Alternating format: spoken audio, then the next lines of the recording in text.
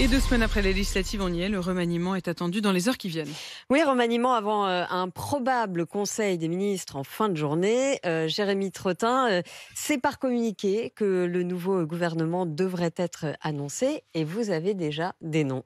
Oui, un remaniement assez important finalement, Céline, aujourd'hui. Et selon nos informations, le prochain ministre des Transports sera Clément Beaune, ancien ministre délégué à l'Europe. Olivia Grégoire ne sera plus, quant à elle, porte-parole. Elle hérite du portefeuille important aux PME et au tourisme. Olivier Véran deviendrait, lui, porte-parole du gouvernement. Emmanuel Macron a donc voulu aujourd'hui récompenser les ministres qui l'ont emporté aux législatives. Autre objectif pour le chef de l'État et sa première ministre, retrouver la parité en remplacement des ministres battus il y a 15 jours et faire de la place aux proches de François Bayrou et d'Édouard Philippe. En revanche, le sort de Damien Abad, ministre des Solidarités, sous le coup d'une enquête du parquet de Paris pour agression sexuelle, est quant à lui tranché. C'était intenable, il n'apportait rien politiquement, me disait encore récemment une source gouvernementale. Vous avez un petit peu couru, Jérémy, parce Je viens de courir. vous venez d'avoir les dernières infos. Alors, une fois qu'on connaîtra le gouvernement, qu'est-ce qui va se passer ?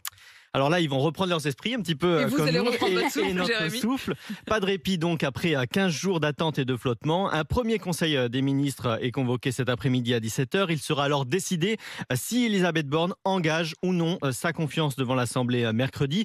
Place ensuite au dossier chaud du moment, le pouvoir d'achat. Une première réunion est prévue demain autour d'Emmanuel Macron à l'Elysée. Chèque inflation, indexation des retraites sur l'inflation, donc prolongation de la ristourne sur le carburant jusqu'à la fin de l'année.